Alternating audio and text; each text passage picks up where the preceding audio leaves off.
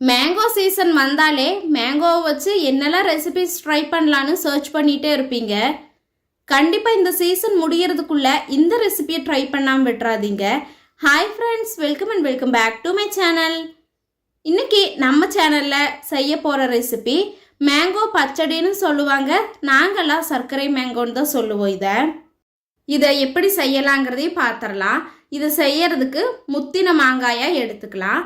வீடியோவில் நான் 3 காமிச்சிருப்பேன், ஆனால் எங்களுக்கு 2 தான் தேவைப்பட்டது.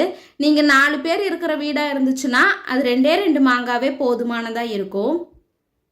ஃபஸ்ட்டு இதை நல்லா வாஷ் பண்ணிக்கலாம்.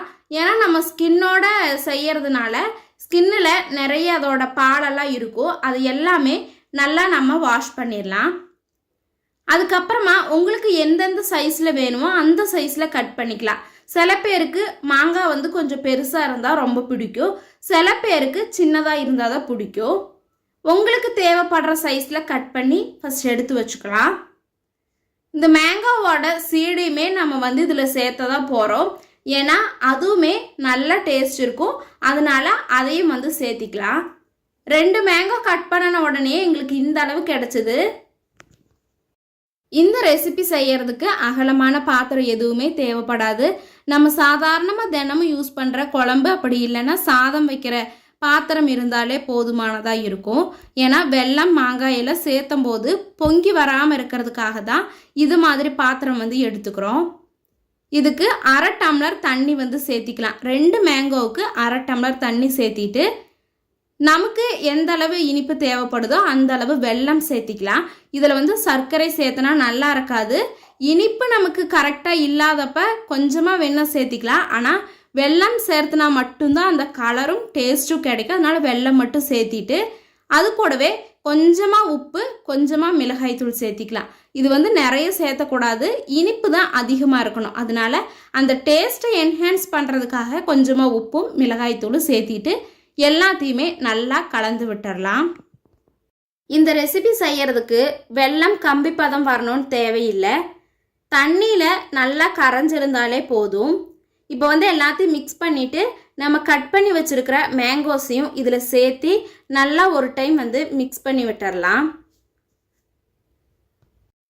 இதில் நான் ஃபஸ்ட்டே சொன்ன மாதிரி நீங்கள் கட் பண்ணின மேங்கோ பீசஸ் மட்டும் இல்லாமல் அதோட சீடையும் சேர்த்துனா மட்டும்தான் அந்த டேஸ்ட் நல்லா இருக்கும். இந்த ரெசிபிக்கு நீங்கள் மேங்கோ சூஸ் பண்ணுறது புளிப்பில்லாத மேங்கோவாக எடுத்தீங்கன்னா மட்டும்தான் டேஸ்ட் நல்லா இருக்கும்.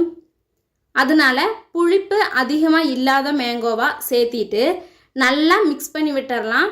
ஏன்னா வெல்லமெல்லாம் அடியில் இருக்கும், மேங்கோஸ் மட்டும் மேலே இருக்கும். அதனால் நல்லா மிக்ஸ் பண்ணிவிட்டு மூடி போட்டு இதை அப்படியே விட்டுறலாம். இதில் மெயினாக நம்ம மூடி வைக்கிற மூடி ஹோல்ஸ் இருக்கிற மாதிரி பார்த்துக்கோங்க. அப்போ தான் அதில் உள்ள அந்த ஆவியெல்லாம் வெளியில் போகும்போது மாங்காய் நல்லா வெந்தும் வரும், மேலே பொங்கியும் வராது. அதனால் ஹோல்ஸ் இல்லை மாதிரி மூடி சேர்த்து மூடி வச்சிடலாம். அதுக்கப்புறமா இடையில ஒரு 2-3 டைம்ஸ் நல்லா கிளறி விட்டோம்னா தான் மாங்காயில் அந்த உப்பு, காரம், இனிப்பு எல்லாமே பிடிச்சி மாங்காய் நல்லா வெந்து வரும், நல்லா ஜூஸியாகவும் இருக்கும். அடிக்கடி மட்டும் கிளறி விட்டுட்டே இருந்தோம்னா கடைசியில் இது மாதிரி மேங்கோ ஜாம் மாதிரி ஆயிரும். அந்த கன்சிஸ்டன்சி வரும்போது நம்ம இதிலிருந்து இறக்கி வச்சிடலாம். சர்வ் பண்ணுறதுக்கு கரெக்டாக இருக்கும். உங்களுக்கு இனி இது மாதிரி நிறைய ரெசிபிஸ் வீடியோஸ்க்காக நம்மளோட சேனலை சப்ஸ்கிரைப் பண்ணிவிட்டு லைக் பண்ணிக்கோங்க. நாளை இன்னொரு வீடியோவில் சந்திப்போம். தேங்க்ஸ் ஃபார் வாட்சிங். Bye bye.